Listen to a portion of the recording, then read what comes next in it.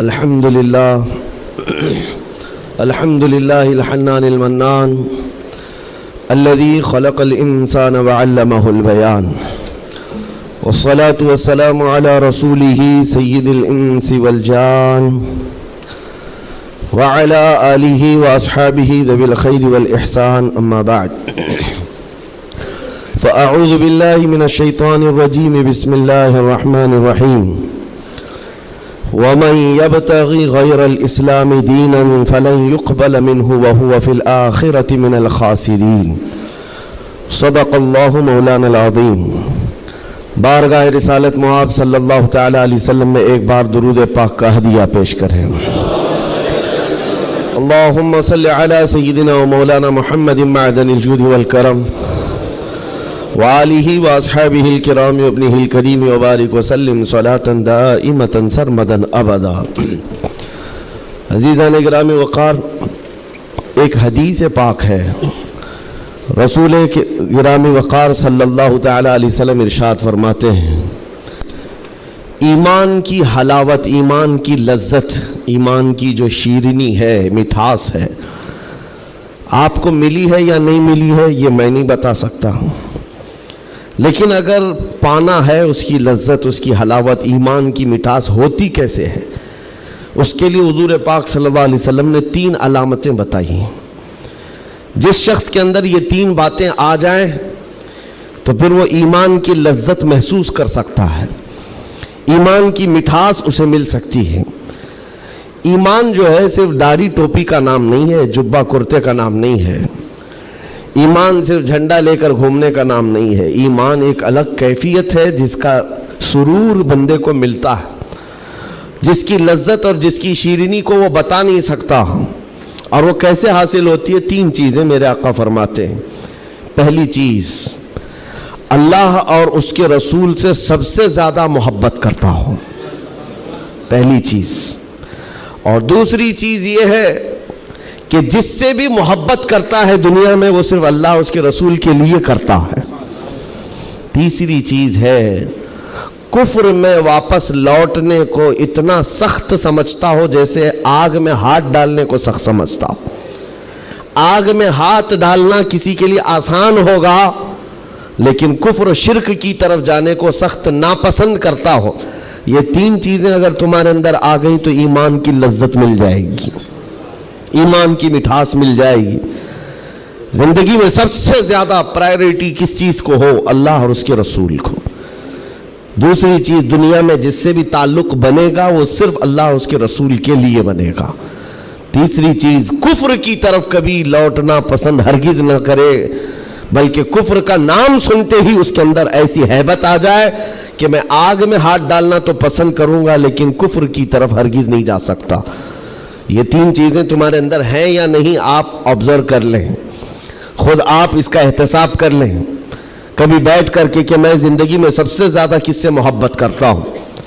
اگر اللہ اس کے رسول سے سب سے زیادہ محبت کرتے ہو تو اس کا مطلب ہے کہ پہلی چیز تمہارے اندر آ گئی ہے۔ اور اپنے تعلقات کو دیکھ لو، جس سے بھی آپ کے تعلقات ہیں وہ اللہ اس کے رسول کی رضا کے لیے ہے تو دوسری چیز بھی تمہارے اندر ہے۔ اور تیسری چیز بہت امپورٹنٹ ہے جو اس زمانے کے لیے ہے، کفر کی طرف لوٹنا اتنا ناپسند کرتا ہو جتنا آگ میں جانا بھی ناپسند نہ کرتا ہو۔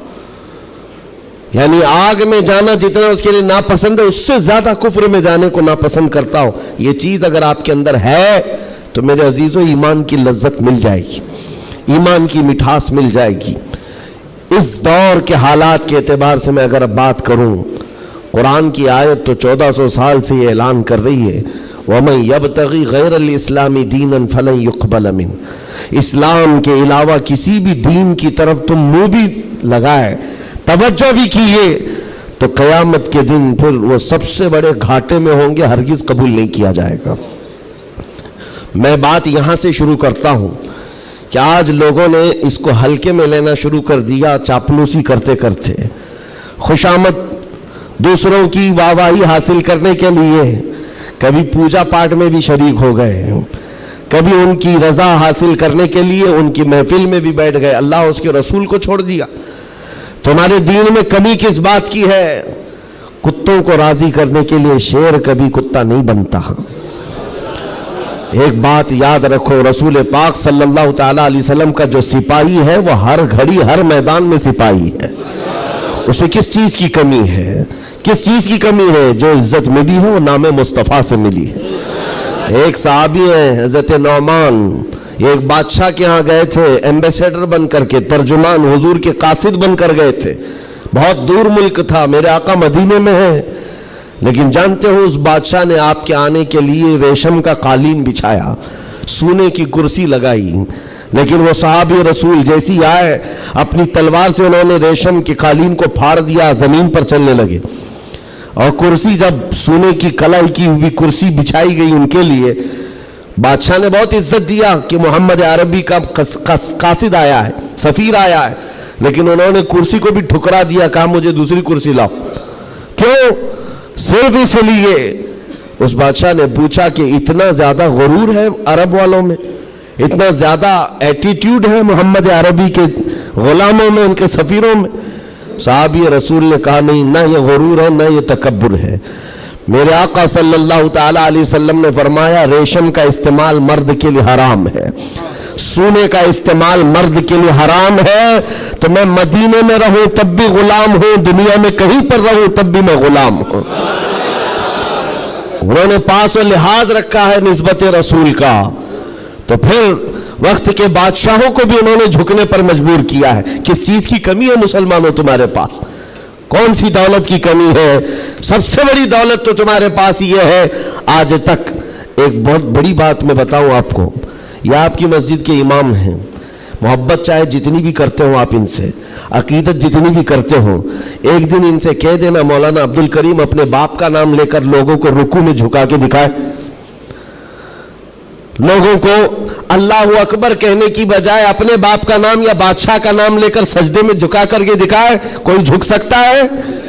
ارے بادشاہ وقت بھی یہاں آ کر کھڑا ہو جائے اور کہے میرے نام سے جھک جاؤ، مجال ہے کوئی ایک بھی پیشانی جھکے گی؟ نہیں جھکے گی. ہاں اگر ایک کمزور کسان کا بچہ بھی حافظ قرآن ہو اور آ کر مصلی پر صرف اللہ کا نام لے، سب کی پیشانیاں جھکتی. یہ خاصہ ہے اس قوم کا کہ اس قوم کو اگر جھکایا جا سکتا ہے تو صرف اللہ کے نام پر، باقی کسی کے نام پر یہ پیشانی نہیں جھکتی ہے. اور آپ کو پتا ہے آج کے دور کا یہ بھارت تو چھوٹا ہے، اکھنڈ بھارت جس پر اکبر بادشاہ راج کرتا تھا، جس میں افغانستان تک کی سیمائیں آتی تھی، اس دور میں ڈکٹیٹر رول ہے، کوئی الیکشن والا بادشاہ نہیں ہے. 40 سال تک بیٹھا ہوا بادشاہ جب نیا دین لے کر کے آیا، اور اس کا نام بھی اکبر تھا، نمازیں بھی اس نے اس طرح بنائی کہ بادشاہ کے نام پر رکوع ہوگا، سجدہ ہوگا. میرے عزیزوں، ایسا تمکنت اور ایسے جلال والا بادشاہ، لاکھوں کی فوج ہے اس کے پاس، بڑے بڑے راجے مہاراجے آنکھ نہیں ملا سکتے تھے، لیکن جب اس نے یہ کہا کہ عبادت میں بادشاہ کے نام پر جھکنا ہوگا، صرف 25 سال کی عمر کا مجدد الف ثانی کھڑا ہو گیا، کہا نہیں یہ پیشانی جھکے گی تو صرف اللہ کے نام پر. حد ہو گئی میرے عزیزوں. بادشاہ وقت جس کے پاس سارا جبر طاقت ہے نہیں جھکا سکا، اور جھکانے کے لیے اس نے ایک بار کیا کیا، دربار میں اتنا چھوٹا سا دروازہ بنایا کہ آنے والا جھک کر کے ہی آئے، جو بھی دربار میں آئے وہ جھک کر، سیدھا آ نہیں سکتا تھا، اتنی چوکھٹ چھوٹی بنا دی. مجدد صاحب رحمت اللہ تعالیٰ علیہ کو بلایا گیا تھا دربار میں کہ یوں تو یہ جھکتا نہیں، لیکن دربار میں آنا ہے تو کیسے آئے گا. جب وہ قریب پہنچے دیکھا کہ اتنی چھوٹی چوکھٹ بنی ہوئی ہے اور یہاں جانے کے لیے رکوع کی حالت میں جانا پڑتا ہے. وہ اللہ رب العزت کا ایسا بندہ، رسول پاک کا سپاہی، اپنے دین کا محافظ، دیکھتا ہے جانا ہے ٹھیک ہے جائیں گے، لیکن جس وقت داخل ہونا تھا وہ نہ جھکے، نہ ہی رکوع کیا، نہ ہی پیشانی جھکائی، پہلے پیر اندر ڈال دیا، پیر اندر ڈال دیا. جیسے سامنے لوگوں نے دیکھا کہ لوگ پیشانی پہلے اندر ڈال کر کے آتے تھے، اور یہ عالم دین ہے کہ پیر اندر ڈال کر کے آ رہا ہے. یہاں جیسی آئے تو لوگوں نے یہ اعلان کیا کہ بادشاہ کی بڑی توہین ہوئی، بادشاہ کی بڑی توہین ہوئی، پاؤں دکھا کر کے آ رہا ہے یہ مولوی، قدم دکھا کر کے آ رہا ہے.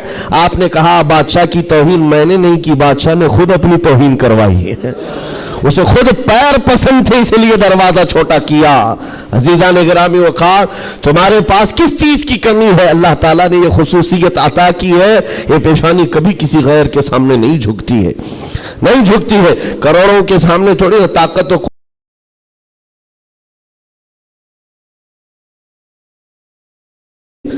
आज इनके पास ताकत आई तो इनकी पूजा करेंगे, उनके पास आई तो उनकी पूजा करेंगे। कौम मुस्लिम सिर्फ और सिर्फ अल्लाह वहदहु ला शरीक की इबादत करती है। हम रसूल पाक से बेपनाह मोहब्बत करते हैं लेकिन इबादत नहीं करते रसूल की भी। हुजूर पाक सल्लल्लाहु अलैहि वसल्लम के दरबार में भी इबादत नहीं करते, ताजीम है, इबादत सिर्फ अल्लाह की करते हैं। यह खासा कम है, इसी बात से तो पूरी दुनिया को कुड़न है और जलन है कि ये दुनिया में एक वाहिद कौम ऐसी है। मुझे बताओ, उन सब को झुकने के लिए मूर्तियां देखना पड़ता है। हाँ, इबादत करने के लिए अपने अपने खुदाओं की सूरत और मूरत बनाई हुई है।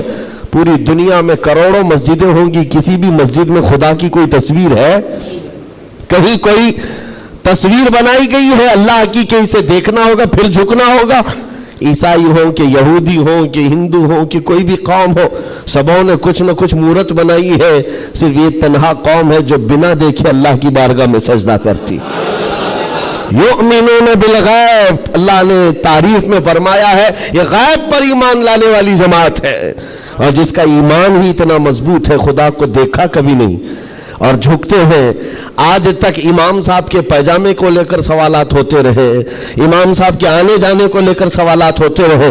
कोई एक बंदा भी मुझे बताओ आकर इमाम साहब से कहता है हर दिन आप झुकाते हैं, कभी अल्लाह को दिखाते क्यों नहीं? कोई नहीं पूछता। हर एक को पता है हमारा ईमान ही है गैब पर ईमान लाने वाली कौम। अज़ीज़ान गिरामी वक़ार, अब मैं आगे बात करता हूं। जब इतनी खुसूसियात तुम्हारे पास है तो फिर अगर चेहरा किसी और की तरफ जाए तो मैं समझता हूं दुनिया का बदतरीन आदमी है, बदनसीब आदमी है, जिसको अल्लाह ने सबसे बड़ी नेमत दी थी और वो ठुकरा करके दूसरों की झोली में चला गया। इसीलिए कुरान कहता है वमन यब्तगी गैरल इस्लामी दीनन फलन युक़बल मिन, जो इस्लाम के अलावा किसी दूसरे दीन की तरफ फिर गया क़यामत के दिन हरगिज उसे कबूल नहीं किया जाएगा। वहुवा फिल आखिरति मिनल खासिरीन, वो आखिरत में बहुत बड़े घाटे में होगा। मैं एक मिसाल देता हूं आपको। एक जो घटना घटी है, एक हादसा, मक्का मुकर्रमा का एक हादसा जो लिखा हुआ है किताबों में।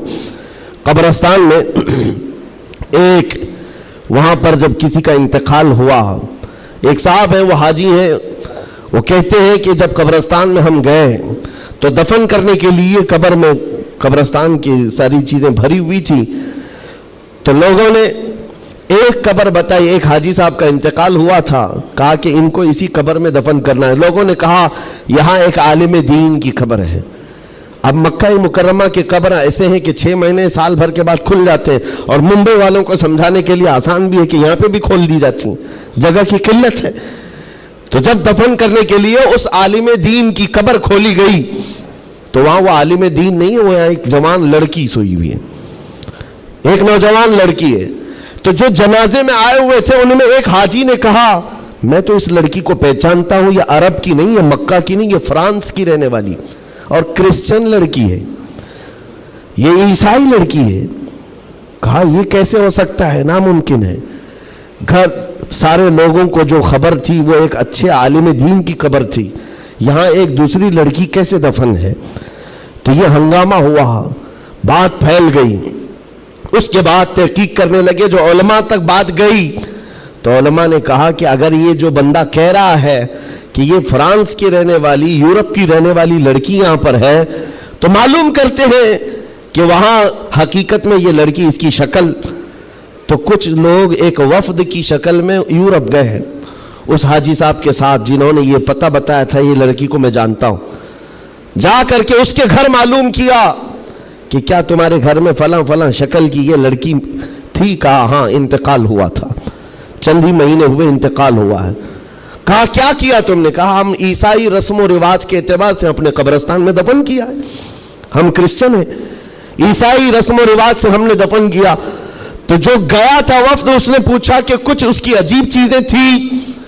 तो लोगों ने कहा कि हाँ एक चीज थी, ہمیں اندازہ ہو گیا تھا کہ وہ اسلام لا چکی تھی. ہم نے اس کو مارا توڑا بہت کچھ کیا ہے. تو پھر یہ بات خبر پھیلی اس لڑکی کے اسلام لانے کی, تو مقامی علماء کو پوچھا گیا. ایک عالم دین نے کہا ہاں وہ لڑکی دل و جان سے اسلام کو قبول کرتی تھی اور پیارے حبیب صلی اللہ علیہ وسلم سے بے پناہ محبت کرتی تھی, اور گھر والوں کے ظلم و ستم کو سہ نہ سکی, جان دے گئی اور مر گئی. لیکن ہم مجبور تھے, گھر والوں سے ہم کچھ نہیں کر سکتے تھے. لیکن اس لڑکی نے ایک مرتبہ کہا تھا کہ میرے مرنے کے بعد میرے آخری رسم و رواج اسلام کے مطابق ہوں.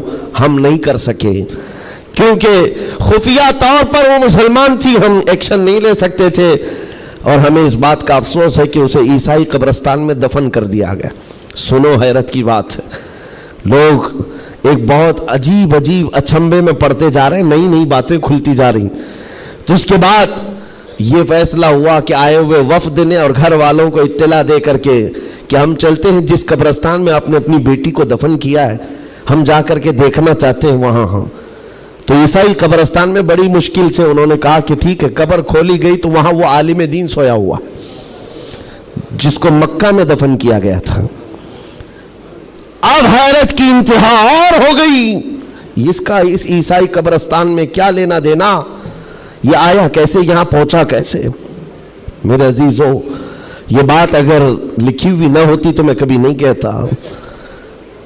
اور جب اور حیرت بڑھ گئی, وہ وفد علماء کا واپس آیا, کہا کہ اس راز کو ہم معلوم کرتے ہیں اس عالم کے گھر سے ہی. ایک بات تو سمجھ میں آ گئی کہ لڑکی مسلمان ہو گئی تھی اور اسلام سے بے پناہ محبت تھی. اللہ کا کرم ہوا, ہو سکتا ہے اسے کفرستان سے نکال کر مولا تعالیٰ ایمان والوں کے بیچ میں, اولیاء اور صحابہ کے بیچ میں دفن کر دیا ہو. فرشتوں نے اس کو منتقل کر دیا, اور یہ ممکن ہے, یہ ممکن ہے. لیکن اس کے ساتھ کیا ہوا ہے, یہ مسلمانوں کے قبرستان سے کرسچن اور عیسائیوں میں کیسے آ گیا. گئے واپس جانے کے بعد بہت قابل توجہ بات کر رہا ہوں, اور اس زمانے کی بہت ہی امپورٹنٹ چیز آپ کو میں بتا رہا ہوں, دل دہلا دینے والی چیز ہے. واپس آنے کے بعد اس عالم کے گھر گئے لوگ, اس کی بیوی موجود تھی جو بیوہ تھی. جا کر پوچھا کہ تیرے شوہر کے بارے میں ہمیں کچھ معلومات حاصل کرنی ہے. اس نے کہا بتائیے کیا ہے. کہا کہ کیسا تھا وہ. کہا اس کے اخلاق بہت اچھے تھے, اور نمازوں کی, کہا ایک نماز بھی قضا نہیں کرتا تھا, پابند تھا, لین دین میں سب چیزوں میں اچھا تھا. پھر بچا کیا, بیوی ساری چیزیں اچھی بتا رہی, مسلمان ہے. بیوی نے گھبرا کر پوچھا آخر اس کے بارے میں اتنی تحقیق کیوں کر رہے ہیں, آپ بتا سکیں. تو علماء نے کہا کہ بتانے کے لائق نہیں ہے, لیکن سن لو, تمہارا شوہر مکہ کے قبرستان میں نہیں ہے, عیسائیوں کے قبرستان میں ملا. اس کی قبر میں وہ موجود نہیں. وہ دھاڑے مار کر رونے لگی کہ ہائے کیا ہو گیا میرے شوہر کے ساتھ, وہ عیسائیوں کے قبرستان میں کیسے پہنچ گیا. اور جب اس کا غم میں کچھ افاقہ ہوا تو خاتون کہتی ایک بات ہے جو بات مجھے آج کہنا ہے, توجہ. عورت کہتی ایک بات ہے, میرا شوہر سب اچھا تھا, لیکن کیا ہے جانتے ہو, جب ہم لوگ رات کو سوتے یا جمع کرتے, غسل واجب ہوتا, تو ہر بار میرا شوہر ایک بات کہتا کہ عیسائیوں کے مذہب میں کتنا اچھا ہے کہ غسل واجب نہیں ہوتا.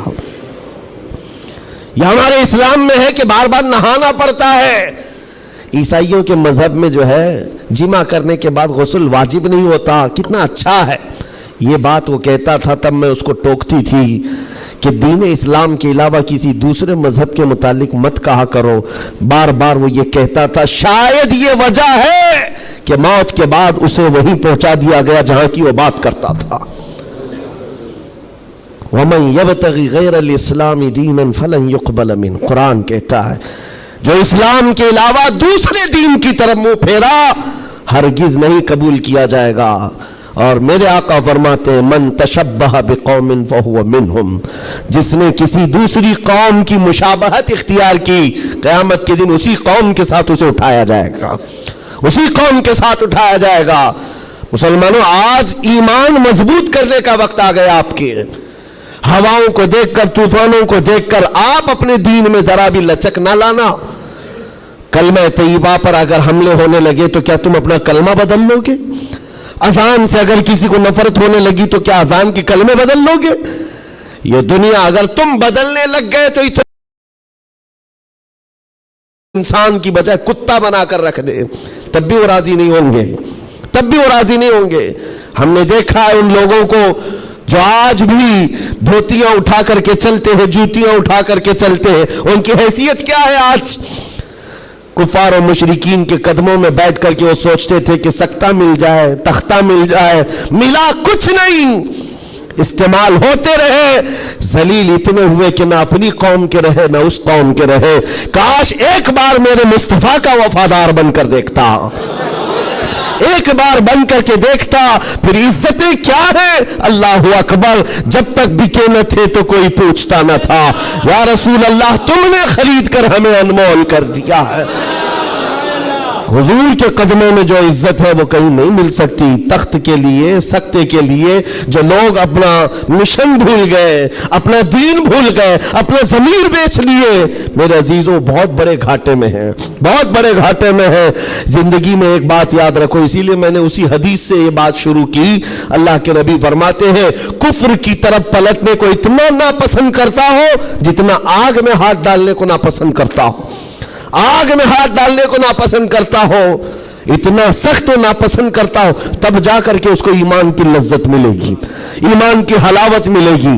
آج اپنے بچوں کو بھی یہ نصیحت کرو، کفر کی آندھیاں چلی ہوئی ہیں، تمہارے بچوں کو اسکولوں میں کب کافر بنا دیا جاتا ہے پتہ ہی نہیں چلتا، کب تمہیں کون سے بھجن سکھائے جائیں، کون سے گیت سنائے جائیں جس کی وجہ سے بندہ کافر بن جاتا ہے، اسلام سے اس کا تعلق ہی ختم ہو جاتا ہے۔ اپنے بچوں کو اس بات کی تو تلقین کر کے جاؤ، بیٹا ہر چیز قربان کی جا سکتی ہے لیکن ایمان کا سودا نہیں ہوتا، ایمان کا سودا نہیں ہوتا۔ ایمان یہ اللہ تعالیٰ کی طرف سے دی ہوئی ایسی بڑی نعمت ہے، کروڑوں ہیں دنیا میں مگر مولا نے تمہیں چنا ہے دین اسلام کے لیے، اور اس میں بھی مسلمانوں میں بھی اللہ کا کتنا بڑا احسان ہے، ہزاروں فرقے ہیں لیکن عاشقوں میں تمہیں چنا گیا ہے۔ ہاں، حضور کی محبت کرنے والے سپاہیوں میں تمہارا نام آتا ہے۔ اپنے تو اپنے غیر بھی آج کہتے ہیں کہ سب سے زیادہ اپنے نبی کو پکارنے والی کوئی قوم ہے تو اہل سنت و جماعت ہے۔ کیوں نہیں ہے؟ کہاں سے یہ نعرے لگتے ہیں لبیک یا رسول اللہ؟ وہ گوفے سے نہیں نکلتے اور وہ چندہ خور مولویوں سے نہیں نکلتے جو انگریزوں کے پالے ہوئے ہیں، یہ نعرے لگتے ہیں تو بریلی کے تاجدار کے قدموں سے ہیں۔ جو وابستہ ہے عاشقوں کی جماعت ہے وہی سے۔ دنیا کو یہ اچھی طرح سے معلوم ہے اپنے نبی سے سب سے زیادہ وابستہ کوئی قوم ہے اس روئے زمین پر تو اہل سنت و جماعت ہے، اہل سنت و جماعت ہے۔ اس چیز کا سودا کبھی ہونے مت دینا ہے میرے عزیزو، اس چیز کا سودا ہونے مت دینا۔ لوگ یہ کہتے ہیں سیکولر بن کر کے جینا چاہیے، یہ بھی اچھا وہ بھی اچھا، میں کہتا ہوں وہ تو منافق ہے۔ پھر سیکولر کا مطلب منافق ہے، دل میں کچھ اور رکھتا ہے سامنے کچھ اور دکھاتا ہے۔ اسلام میں یہ سیکولرزم نہیں ہے، اسلام یہ کہتا ہے لا اعبد ما تعبدون، میں اس کی عبادت نہیں کرتا جس کی تم کرتے ہو۔ جانتے ہو میرے آقا صلی اللہ تعالیٰ علیہ وسلم نے 2 ٹوک جملوں میں کہا تھا، ایسا نہیں ہے کہ مصلحت میرے آقا سے زیادہ کون جانتا ہے۔ آج لوگ یہ کہتے ہیں کہ سب حالات بنائے رکھنے کے لیے ہمیں کرنا پڑتا ہے، حالات بنائے رکھنے کے لیے تمہیں کرنا پڑتا ہے۔ یہ کیسی بات ہوئی؟ یہ وہ لوگ ہیں جو حالات بنائے رکھنے کے لیے اپنی ماں اور بہنوں کی عزت بھی داؤ پر لگا دیں گے۔ جب درندہ کوئی ڈاکو اس کو خوش کرنا ہو تو کیا تم اپنی عورتوں کا سودا کر سکتے ہو؟ غیرت مر گئی ہوگی ایسے بندے کی۔ حضور پاک کے پاس مشرکین آئے، یہ آپ کو میں بتا دیتا ہوں، قل یا ایھا الکافرون لا اعبد ما تعبدون، یہ سورہ پڑھتے ہیں کہ نہیں پڑھتے نماز میں؟ کب نازل ہوئی تھی آپ کو بتا دوں، یہ سورہ کب نازل ہوئی؟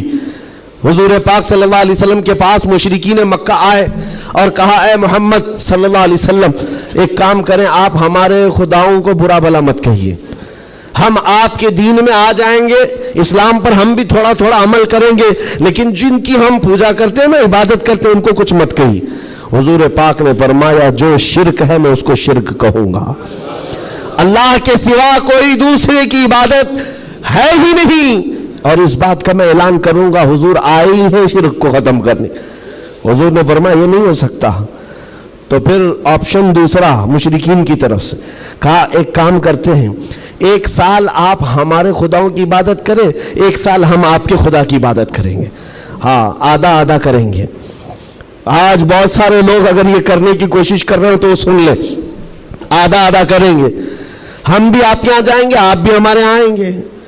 हुजूर पाक सल्लल्लाहु ताला अलैहि वसल्लम ने फरमाया हरगिज नहीं हो सकता, तुम चांद और सूरज मेरे हाथ में लाकर रख दो, मैं उसकी इबादत नहीं करता जिसकी तुम करते हो, मैं पालनहारे हकीकी की इबादत करता हूं।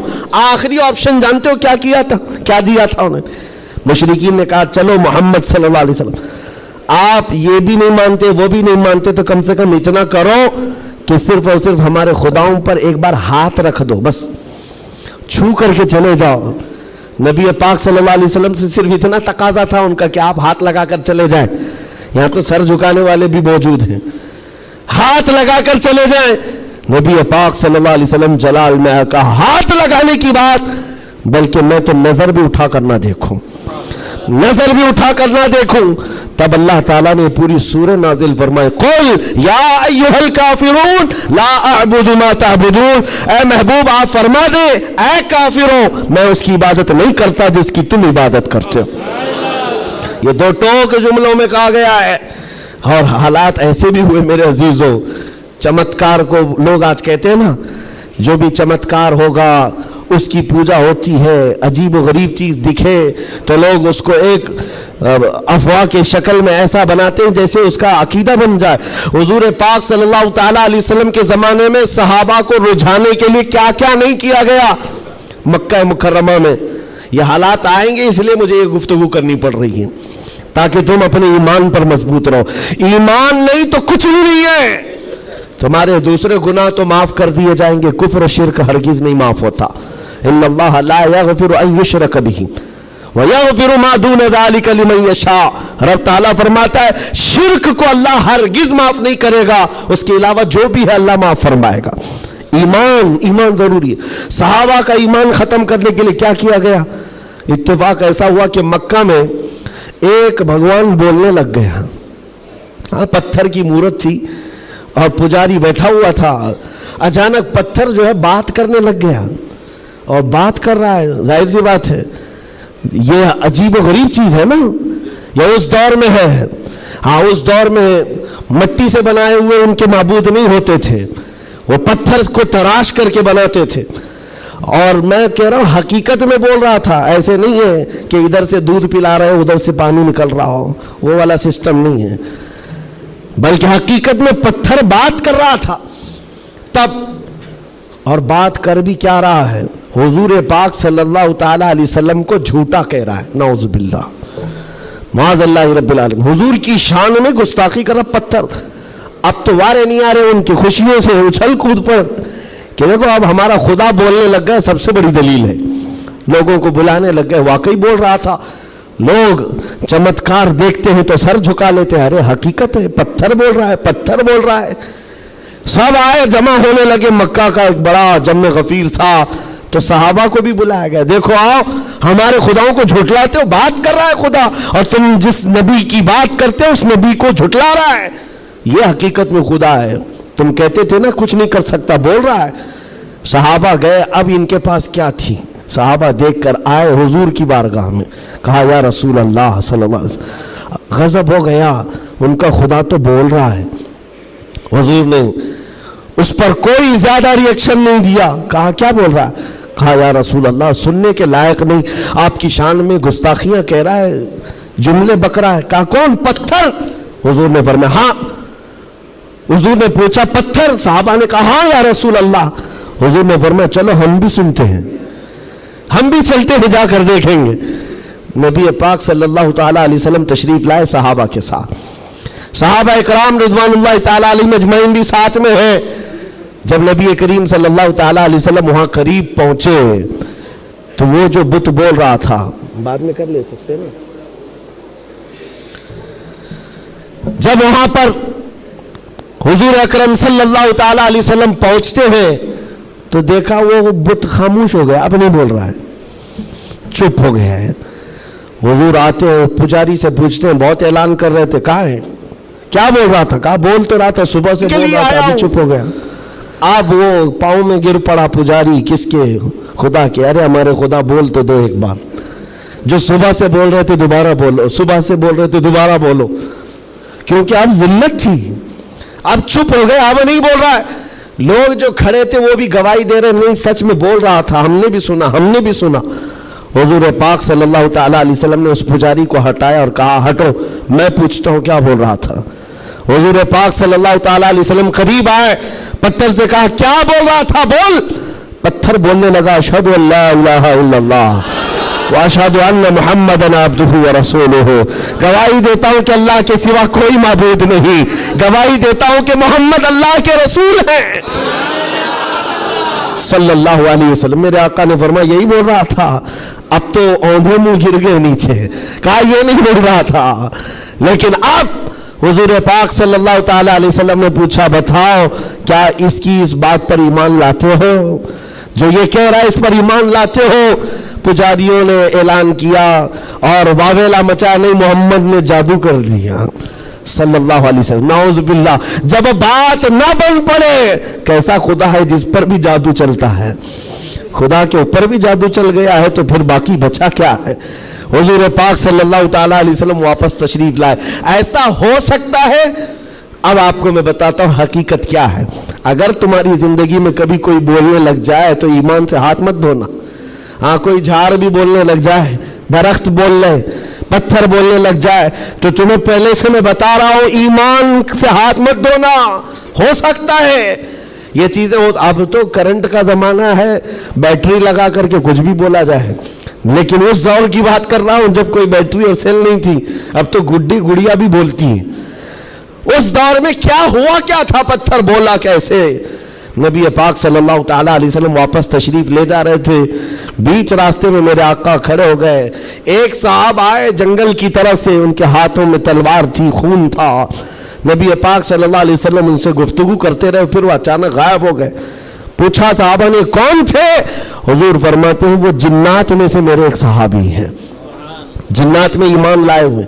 हुजूर से पूछा साहबा ने, क्या मामला है। कहा, उस मेरे सहाबी ने खबर दी कि एक मुशरिक और काफिर जिन था जो पत्थर में जाकर के बोल रहा था, पत्थर में जाकर वो बोल रहा था, जिन की आवाज थी और काफिरों को लुभा रहा था, आपके खिलाफ बोल रहा था।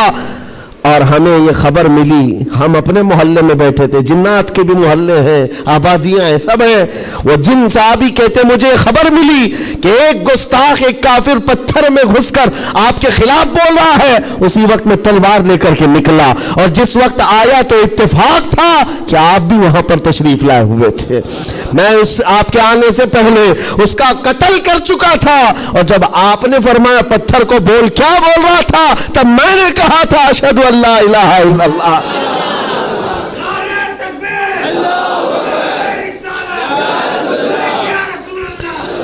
मेरे अजीजों, एक बात याद रखो, सहाबा इकराम के सामने ये भी आजमाइश आई, लेकिन वो टस से मस नहीं हुए, टस से मस नहीं हुए। वो अपने ईमान पर जमे रहे, इस्तिकामत का वो पहाड़ बनकर के कायम रहे। आज जरूरत इस बात की है मेरे अजीजों, हालात इस तरह के अगर बन जाए, दुनिया चमत्कार दिखाने लग जाए, तो अपने ईमान से हाथ मत धो बैठना। वो देखो अभी सोशल मीडिया पर एक छोटा दज्जाल भी आया, चिट्ठियां ले लेकर के बताता रहता है। छोटा दज्जाल, बड़ा दज्जाल आना बाकी है, जो पानी बरसा के भी दिखाएगा, सब्जा उगा करके भी दिखाएगा, और एक आदमी को मार कर जिंदा करके भी दिखाएगा। ये हदीस पाक में है। तुम अभी छोटे दज्जालों पर बिक गए तो बड़े दज्जाल के साथ क्या होगा। इसलिए आज जमे रहो। अरे चिट्ठियां, ये तो बहुत पुरानी बात है, फेंको पीठ पीछे, कहो हमें हमारे नबी ने बड़े दज्जाल के लिए भी पहले से तैयार फरमाया। हम ईमान रखते हैं अल्लाह की जात पर, हम ईमान रखते हैं अल्लाह की जात पर कि वो मौत हयात का मालिक सिर्फ रब्बे जुल जलाल है। मेरे अजीजों, ये हालात पर मैंने सिर्फ इसलिए बात की कि आप क़यामत के करीब जो होने वाला है, हुजूर फरमाते हैं, वैलुल लिल अरब मिन शर्रिन क़द इक़तरब। हुजूर पाक फरमाते हैं, अरबों के लिए तबाही है कि अनकरीब वो एक ऐसी बुराई की तरफ जाएंगे जो उनको जहन्नम में ले जाएगी। अरबों के लिए اور حضور صلی اللہ علیہ وسلم نے یہ بھی فرمایا، حدیث پاک ہے، قیامت اس وقت تک نہیں آئے گی جب تک کہ عرب کے کچھ قبیلے بت پرستی نہ کرنے لگ جائیں۔ عرب میں ہوگا ہی، عرب میں بت پرستی ہونے لگ جائے گی، مشرکین وہاں پیدا ہو جائیں گے۔ یہ حدیث میں 1400 سال پہلے میرے آقا نے فرمایا۔ تو تم کبھی ان کو جبے کبوں میں دیکھ کر، پوجا پاٹ کو دیکھ کر یہ مت سمجھنا اسلام فلیکسیبل ہے، اسلام میں سب کچھ ہو سکتا ہے۔ وہ تو آپ نشے کے اڈے بھی کھول لیں گے اور کھول رہے ہیں۔ شراب پر سے پابندی ہٹا کر کے سعودی عرب میں اب شراب بیچنے پر بھی بات آ گئی، عورتوں کا حجاب ختم ہے، مشرکین کا داخلہ ممنوع تھا، لیکن اب مدینہ رسول میں بھی مشرکین کا آنا اور اس کی اجازت دے دی گئی ہے۔ یہ ساری قیامت کے قریب کے حالات جو حضور نے پہلے بیان فرمائے۔ میرے آقا نے فرمایا ہے یہ عرب اس برائی کی طرف جا رہے ہیں جو ان کو جہنم میں لے جانے والی ہے، اور قیامت سے پہلے یہ ہوگا، لیکن ان کے یہ سارے کارنامے ہمارے لیے دلیل نہیں ہے۔ حرم مکہ کا امام کیا کرتا ہے یہ ہمارے لیے دلیل نہیں، صدیق اکبر کیا کہتا تھا وہ ہمارے لیے دلیل ہے، فاروق اعظم کیا کہتا تھا وہ دلیل ہے، عثمان غنی اور حیدر کرار کیا کہتے تھے وہ دلیل ہے۔ یہ بکے ہوئے لوگ اگر منبر پر چڑھ گئے تو ان کے خد و خال دیکھ کر کے تم مت بگڑ جانا۔ یہاں سے حالات ایسے ہو سکتے ہیں، خانہ کعبہ کے منبر پر کھڑے ہونے والا امام بھی اسرائیل کی فتح کے لیے دعا کر سکتا ہے، یہ ایمان بیچے ہوئے لوگ آ سکتے ہیں، اس لیے کہ یزید کا دور بھی آیا ہے، کرامتہ کا دور بھی آیا ہے، باطل قوتوں کا دور بھی آیا ہے جب انہوں نے کعبے کی امامت کی ہے، لیکن اہل سنت و جماعت ہمیشہ اس بات پر قائم رہے ہیں ان لوگوں سے ہمارا دین نہیں چلتا، اللہ اور اس کے رسول کی حقانیت اور قرآن سے ہمارا دین چلتا۔ اور ایک بات آخری، اسلام اپنا دفاع خود کرتا ہے، اسلام اپنا ڈیفینس خود کرتا ہے۔ کفار و مشرکین کو اگر یہ لگتا ہے کہ مسلمان سوئے ہوئے اسلام کا کچھ بھی کر لیں گے، یہ ناممکن ہے، پاسبل نہیں۔ ہم جیسے کروڑوں بھی سو گئے تب بھی اسلام قائم رہے گا۔ اسلام اپنا ڈیفنس خود کرتا ہے، کیوں؟ اس لیے کہ یہ انسانوں کا بنایا ہوا دین نہیں ہے، خلاق کائنات کا دین ہے۔ اور قرآن میں رب تعالیٰ نے فرمایا یریدون لیطفئوا نور اللہ بافواہہم، لوگ اپنے منہ کے پھونکوں سے اسلام کا چراغ بجھانا چاہتے ہیں اور اللہ اپنا چراغ مکمل کر کے رہے گا۔ وَلَوْ كَرِهَ الْكَافِرُونَ، اگرچہ کافر ناپسند کرے۔ اور ایک بات سن کر کے جائیں، میرے رب کا وعدہ ہے قرآن پاک میں، یہ دین اسلام پوری دنیا پر غالب آ کر رہے گا، آ کر رہے گا۔ یہ بات میں نے کئی جگہ اسٹیجوں پر کی تو کچھ لوگوں نے کہا بھی تھا جو نان مسلم ہیں، انہوں نے کہا تھا کہ یہ مولانا ایسے بیٹھ کے چلا رہا ہے، حالات دیکھتا نہیں ہے، فلسطین میں ان کے ٹکڑے ہو رہے ہیں، شام کو تباہ کر کے رکھ دیا گیا ہے، عراق میں ان کے جنازے نکلتے ہیں، افغانستان کو توڑ کر رکھ دیا گیا ہے، اور یہ مولانا چلا کر کہتا ہے اسلام پوری دنیا میں غالب آ کر رہے گا۔ یہ اپنا محلہ نہیں بچا پاتے، پوری دنیا کی بات کرتے ہیں۔ ظالموں تمہیں خبر کیا ہے، اسلام زندہ ہوتا ہے ہر کربلا کے بعد۔ تاریخ یہ بتاتی ہے اگر اسلام کو ختم ہونا ہوتا رسول اللہ کے نواسی کی شہادت کے بعد ختم ہو جاتا، علی اصغر علی اکبر کی شہادت پر ختم ہوتا، جب رسول اللہ کے گھرانے کی شہادت پر اسلام نہیں رکا، ہمارے ہزاروں کے قتل پر کبھی اسلام نہیں رک سکتا۔ ایک غزہ ایک فلسطین کیا، ہزاروں غزہ تم اس زمین پر قائم کر کے دکھا دو، تب بھی میرا چیلنج ہے، اسلام تھا، اسلام ہے اور اسلام رہے گا۔ اسلام تھا، اسلام ہے، اسلام رہے گا۔ نبی پاک صلی اللہ تعالیٰ علیہ وسلم کا لایا ہوا یہ وہ حسین شجر ہے جس کی جڑیں تحت الثری میں ہے اور جس کی شاخیں اوج ثریا پر ہے، اس کے پتے کو ہلانا بھی مشکل ہے۔ لوگ آج یہ سمجھ کر کے بیٹھے مسلمانوں کو مارنا اس کا مطلب اسلام ختم ہونا، ایسا نہیں ہے۔ مسلمانوں کا قتل اسلام کا قتل نہیں ہے، مسلمان اس کی حفاظت کے لیے نہیں ہے۔ میرے عزیزو، اللہ اس کی حفاظت فرما رہا ہے، اللہ اس کی حفاظت فرما رہا ہے، اور آپ سب کی ذمہ داری یہ ہے، آپ سب کی ذمہ داری ہے۔ ایک سوال کا جواب اور بھی کسی کے ذہن میں آتا ہے تو اس کے اطمینان کے لیے کہہ رہا ہوں، بار بار یہ کہتے ہیں اچھا آپ کا دین حق پر ہے، آپ کا خدا حق ہے، آپ کا رسول حق ہے، تو اتنے مارے کیوں جاتے ہیں تم لوگ؟ یہ سوال کرتے ہیں کچھ گیدڑ بھپکی لوگ، ایسے سوال کرتے ہیں کیوں تم لوگ سب جگہ مارے جاتے ہو؟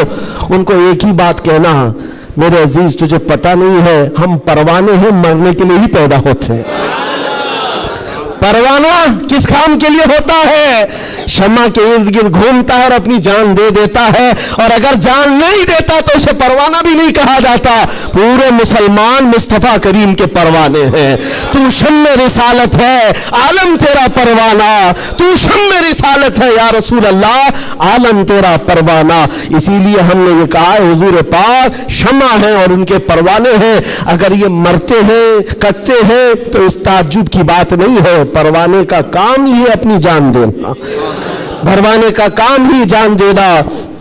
وقت ختم ہو گیا، یہ جمعہ کا وقت ہے، میں کس لے میں بہ گیا مجھے اندازہ بھی نہیں ہوا۔ دو صحابہ کی بات کہتا ہوں، عبداللہ بن جہش اور سعد بن ابی وقاص۔ بات کر سکتا ہوں؟ ہاں ماشاءاللہ، یہ آپ کا علاقہ ہے، یہاں پر آنے کے لیے بھی بڑی مشکلات ہوگی ان کے لیے، بہرحال میرے لیے نہیں مشکل ہے، جن کو روکنا ہے ان کو مشکل ہے۔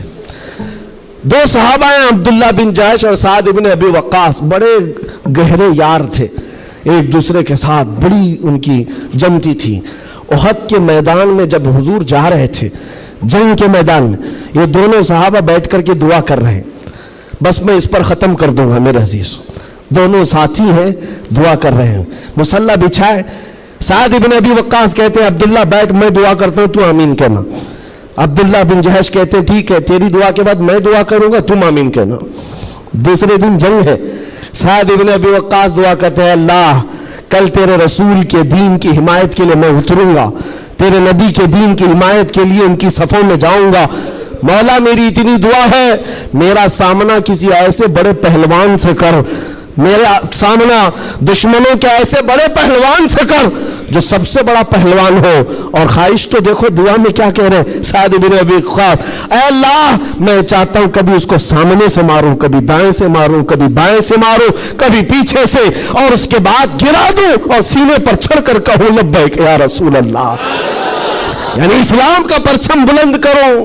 یہ ان کی دعا تھی۔ عبداللہ بن جہش آمین کہہ رہے تھے، اس کے بعد عبداللہ بن جہش کہتے ہیں اب میں دعا کرتا ہوں تو آمین کہہ۔ اللہ اکبر، ان کی دعا کیسی ہے، اللہ اللہ، حدیث میں پڑھتا ہوں میری آنکھیں بھیگ جاتی ہیں۔ عبداللہ بن جہش کہتے ہیں اے اللہ کل تیرا رسول میدان میں اتر رہا ہے، اور احد کے میدان میں جب میں تیرے دین کی حمایت کے لیے اتروں تو دشمنوں کی طرف میں بڑھ کر چلا جاؤں تیری محبت میں، تیرے نبی کی محبت میں۔ کبھی کوئی دشمن مجھے سامنے سے مارے، کبھی دائیں سے مارے، کبھی بائیں سے مارے، کبھی پیچھے سے مارے، اور تیرے محبت میں مولا، تیرے رسول کی محبت میں ہر جگہ سے زخم کھاؤں اور پھر میں شہید ہو جاؤں اسلام زندہ باد کہتے ہوئے، اسلام کی بلندی کا نعرہ لگاتے ہوئے شہید ہو جاؤں۔ ایک مارنے کی دعا کر رہا ہے، ایک مرنے کی دعا کر رہا ہے۔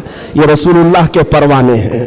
دوسرے دن میدان جنگ میں جب یہ صحابہ آئے احد کے میدان میں، میرے عزیزو دعا قبول تھی، دعا قبول تھی۔ سعد بن ابی وقاص جیسی آئے، آپ کے مقابل میں مشرکین کا وہ پہلوان آیا جس کے بارے میں کہا جاتا تھا وہ 1000 لوگوں کی تنہا طاقت رکھتا تھا، وہ مقابل میں آیا۔ سعد بن ابی وقاص کہتے ہیں میں تو کامیاب ہو گیا، مولا نے میری دعا سن لی اور بڑا پہلوان میرے سامنے بھیجا۔ اور پھر تیر جب چلاتے تھے اور تلوار چلاتے تھے، ان کی دعا کے مطابق ہی اس بڑے پہلوان کو کبھی دائیں سے مارا، کبھی بائیں سے مارا، کبھی سامنے سے مارا۔ اور سعد بن ابی وقاص کی تلوار اور ان کی تیر کا اندازہ کر سکتے ہو، یہ تنہا صحابی ہے، جب تیر چلاتے تھے میرے آقا پیچھے سے کہتے تھے بی ابی انت و امی ارمی یا سعد، اے سعد تیر چلا میرے ماں باپ تجھ پر قربان ہو۔ ساری دنیا کہتی یا رسول اللہ میرے ماں باپ آپ پر قربان، لیکن اللہ کا رسول کہتا ہے اے سعد تیر چلا میرے ماں باپ تجھ پر قربان۔ اب پھر تیر کی طاقت کا اندازہ کیا ہوگا، ڈھیر ہو گیا دشمن، ڈھیر ہو گیا بڑا پہلوان، سینے پر چڑھ کر کہا اسلام تھا، اسلام ہے، اسلام رہے گا۔ میرے عزیزوں اس کے بعد جب جنگ کا خاتمہ ہوا شام کے وقت، یہ جنگ شکست میں بدل گئی تھی، پہلے فتح ہوئی پھر شکست ہوئی، 70 صحابہ شہید ہوئے۔ سعد بن ابی وقاص وہ ڈھونڈتے رہے میرا جگری یار کہاں ہے, عبداللہ بن جہش کہاں ہے, اپنا جگری یار جس کے ساتھ اٹھتے بیٹھتے, جن کے ساتھ بیٹھ کر لمبی باتیں ہوتی تھی.